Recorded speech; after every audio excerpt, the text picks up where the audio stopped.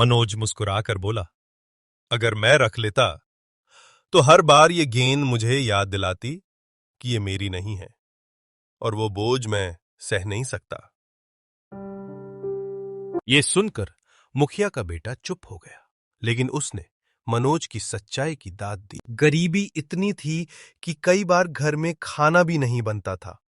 एक दिन मनोज बहुत भूखा था। खेतों के रास्ते चलते चलते उसे एक थैला मिला जिसमें ताजे आम भरे हुए थे। वो बहुत ललचाया। उसका मन हुआ कि एक आम खा ले, लेकिन तभी उसके मन की आवाज गूंजी, ये आम तुम्हारे नहीं है, ये किसी और के हैं।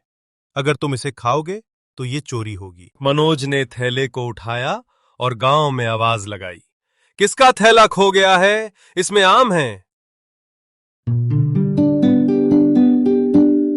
गांव वाले चौंक गए। थोड़ी देर में एक बुजुर्ग किसान दौड़ते हुए आया और बोला, बेटा, ये मेरा थैला है, खेत से आम लाया था, रास्ते में गिर गया। उसने मनोज को आशीर्वाद देते हुए कहा, बेटा, तू सचमुच भगवान का दिया हुआ रत्न है।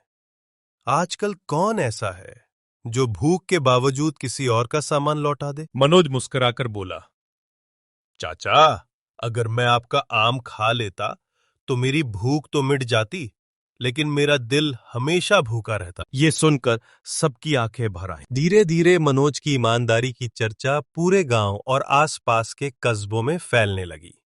लोग कहते, गरीब है लेकिन सच का पक्का है। लेकिन जिंदगी इतनी आसान कहाँ थी।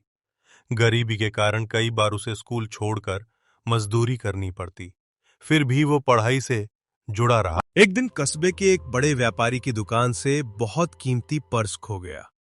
पर्स में पैसे, सोने की चेन और महत्वपूर्ण कागजात थे। पूरा गांव ढूंढने लगा। तभी मनोज को रास्ते में पर्स मिला। उसने तुरंत व्यापारी के पास जाकर पर्स लौटा दिया। व्यापारी आश्चर्यचकित रह गया। उसने मनोज से कहा, बेटा, ये पर्स अगर कोई और पाता तो शायद रख लेता, इसमें बहुत दौलत है, तूने लौटा दिया क्यों?